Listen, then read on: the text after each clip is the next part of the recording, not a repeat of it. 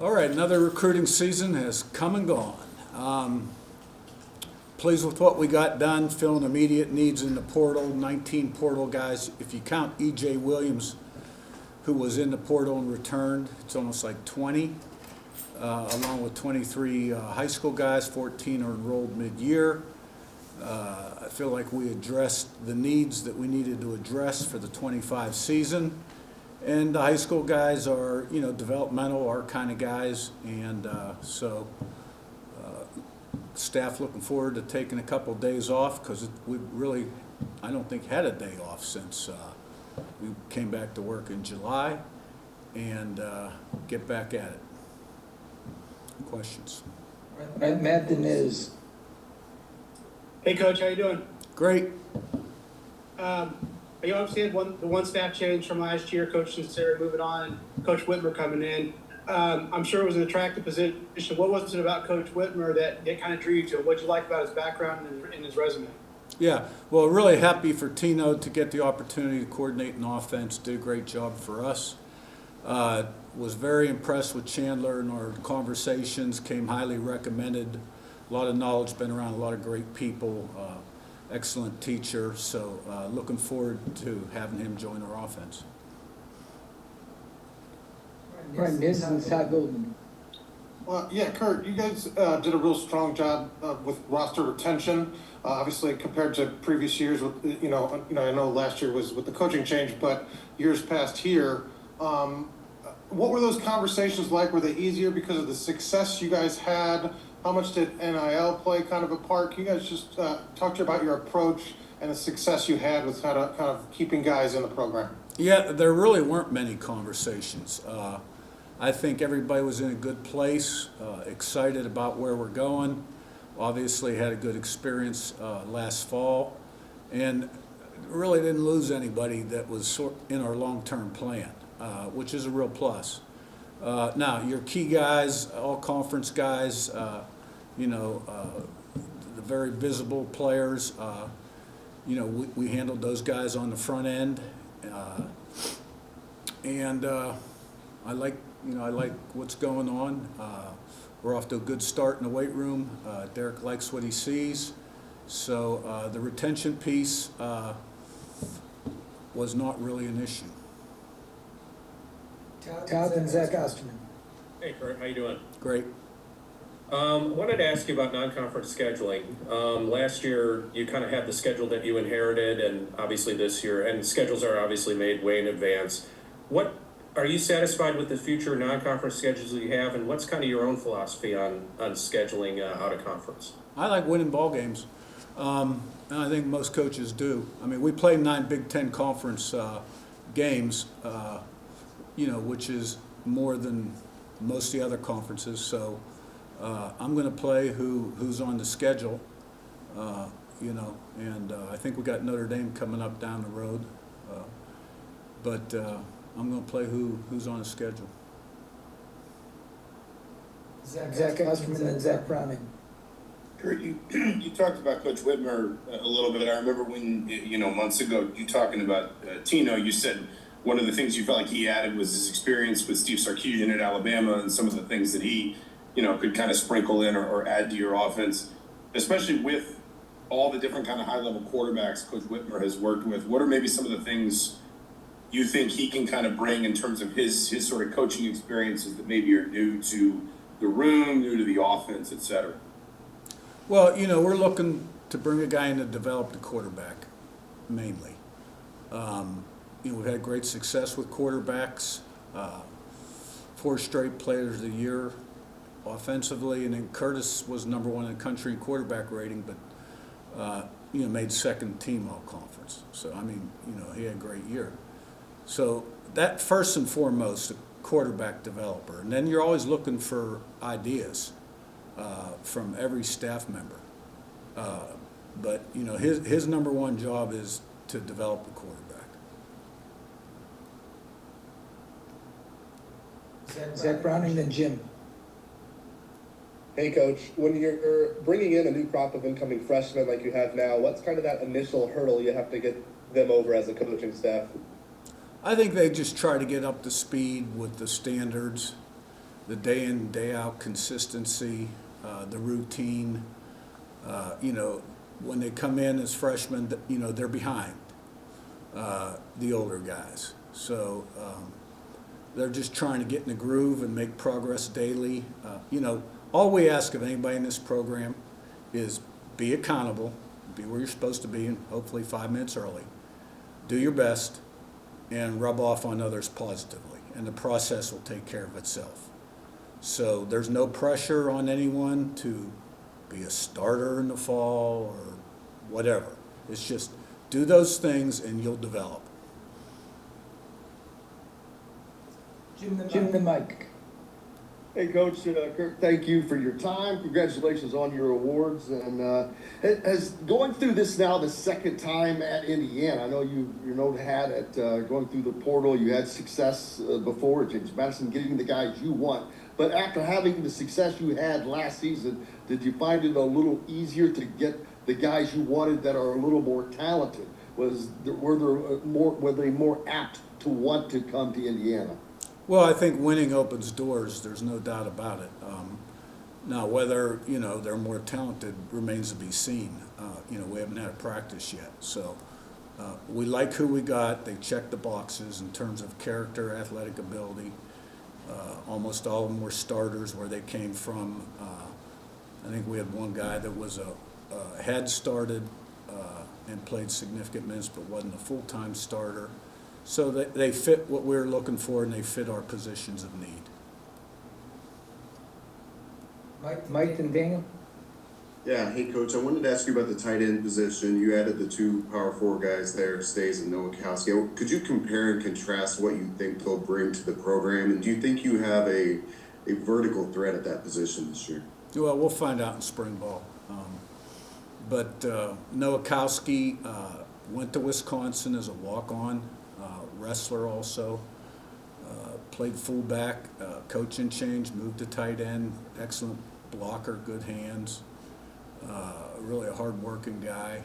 And then Holden Stays, you know, has good movement skills, and you know, so we'll see what he can give us both in the run game and the pass game. But I'm glad we got those two guys because you know it was a position in need. Daniel and Jack.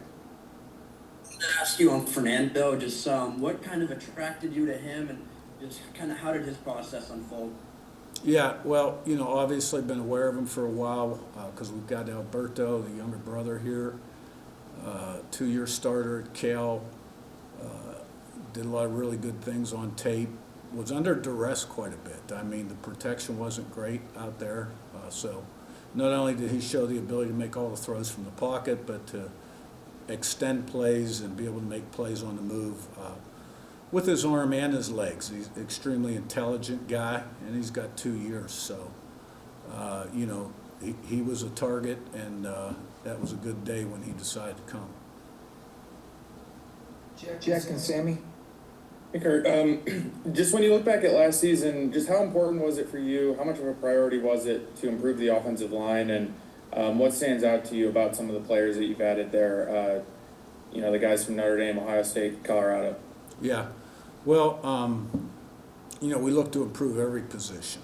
And one of the many reasons that I retained Coach Bostad initially was what I'd been told about the line's improvement in his 1 year at Indiana before I arrived. And I'd known him Bob for about a dozen years. And I thought he did a great job with that line, and I thought the line, you know, functioned well. I'm excited about the guys we were able to bring in from the portal. You know, Khalil Benson did a really nice job here at offensive tackle the year before I came. Obviously, Coogan started a lot of games at Notre Dame and played well. And Zen started and played meaningful minutes at Ohio State. So, you know, I'm excited about what that line can look like. But, you know, it's a day-to-day process. And like every other position, you know, earned, not given. And so I try not to get too excited on the front end, right? I want to see it between the white lines. But I thought the one telling thing about what we've accomplished in the short time we've been here is we had 2 starters from the year before that had gone in the portal, left. One went to Ole Miss, one went to Colorado, and wanted to return after they saw what was going on here at Indiana. And that'd be Khalil Benson and Lewis Moore, who had earned some all Big Ten honors in 23. And E.J. Williams, who had, E.J. wanted the red shirt after his 4th game. And like I said to him, I decide who redshirts. And if you can help the team, then, that's what everybody's here to do. And, he had dreams of playing in the league. It was his last year. So his only recourse was to go in the portal. Well, about the middle of December, we got together and we wanted him back. He wanted to come back. So, that was another win for us as well. Another guy that had started, in 23, the year before I got here. So I think it says a lot about what went on last year, that guys who had left on the front end then returned. Sammy, then Joe. Good morning, Coach. How are you? Great. Yourself? I'm doing excellent. You talked about never being satisfied. Obviously, a great year in 24. What does that look like? You take 24 hours to enjoy a win, but what does that look like, never being satisfied on the coaching staff point, and then how does it trickle down to the players? Well, I think you got high standards in everything you do, right? And if you prepare the right way, you expect success. You don't have a lot of time to enjoy it because the next challenge is coming up. And you got to get ready and you got to prepare for that accordingly, or you're not going to have success. So I think that's part of being never satisfied. And that's the separator between, good and great, is never being satisfied and resting on your laurels. And I can promise you this team is a hungry, humble team right now that's working really hard in the off-season program. And, we got to string together days, months, heading into the fall. Joe, then Pete. Hey, Coach. Tyler Morris brings a lot of experience from the highest level, winning a national championship with Michigan. What does he bring to this already very talented wide receiver room that you have? Well, experience, like you said. He's a senior. He's played a lot of football, started a lot of games, made some big plays in some big games. So, there's real benefit in that, and I'm glad we got him. Pete to Matt Weaver. Yeah, hey, Curt, what are the top priorities for spring ball heading into that? Well, I think spring ball is always, you want to develop players, practice habits, start to develop some intangibles on your football team: consistency, toughness, resiliency, competitiveness, get an idea of what your two deep might look like heading into the fall, and then you might look at, a couple of things schematically, offense, defense, special teams, which is a continual process. Matt and Zach Hosterman. Hey, Coach, I want to ask about Roman Hemby. You obviously saw him up close when Maryland came to town. Explosive guy, but one thing that's kind of intriguing is his ability. I think he's got well over 100 catches in his career out of the backfield. Just kind of that ability he brings, not just carrying the ball, but also using him as a receiver. Yeah, it kind of fits the bill what we look for, because our backs do catch a number of passes also. Yeah, I was impressed with his game against us here in the fall, and obviously been watching tape of him for a while. He's got a lot of experience. He got a lot of career total yards, whether it's rushing or receiving. And we lost our top 2 guys. So he was a perfect fit for what we were looking for. Zach Deniz. Curt, kind of a double-barrel question with the offensive line. You talked about a couple of guys you added having some flexibility in terms of, especially a guy like Khalil who's played multiple positions. How helpful is that to bring in an experienced guy that also, depending on where you like him, where maybe there are some injuries, you can plug holes? And then I guess also kind of piggybacking off of that, are there some young guys that maybe you are able to kind of, protect, not have to played too soon last year, but you hope might show some leaps forward in spring practice along the offensive line? Yeah, well, there's competition's a great thing. It makes everybody better. So we'll have increased competition on the offensive line. Most of the guys up front can play multiple positions. They're smart guys. Maybe some of the interior guys wouldn't necessarily project real well at tackle, but there's a few who could, and vice versa. I think some of the young guys, this is their opportunity to take another step. There's a couple, that we think could be ready to take meaningful snaps and play successful football in the fall. And that's the bottom line. Like, if you can play successful football, we're going to find a role for you. And so there's, we don't want to throw anybody out there before they're ready. That's for darn sure. And I think we're in a position right now as a football team where we shouldn't have to do that. All right, 3 more. We'll go Niz, then Dalton. Yeah, Curt, there's been a lot of talk kind of this last month or two with revenue sharing coming up about teams restructuring their kind of operations, going to more of an NFL model. What conversations have you had, and do you kind of like your approach and don't see making kind of many changes with that stuff coming down the pipeline in the next 6 months? Well, I think all coaches have had to adjust, and the rules are changing all the time, the landscape. You have to be light on your feet, and you've got to do the best job with whatever resources you have to put together the best roster you can. So we've always done a good job of that, and I think we did a pretty good job this past winter. Dalton, then we'll wrap with Daniel. Curt, I'm curious, you guys signed Bryant to an extension in December and then again in January. What was that process just like?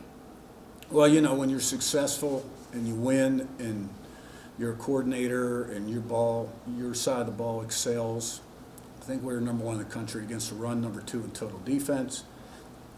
We're number 1 in the Big Ten in other categories. He's done a great job for me. I think that he just completed his 3rd year as coordinator. He's been with me 11 or 12 years. People are going to come after him. And, the Blue Bloods were knocking at the door, and we didn't want to lose them, and we were proactive. And I really appreciate President Witten and Scott Dolson, for the tremendous support that they've provided since I've become the head coach that enables us to keep a key person like Brian Haynes. Daniel, last one. Yeah, Curt, at corner, obviously had a few guys leave.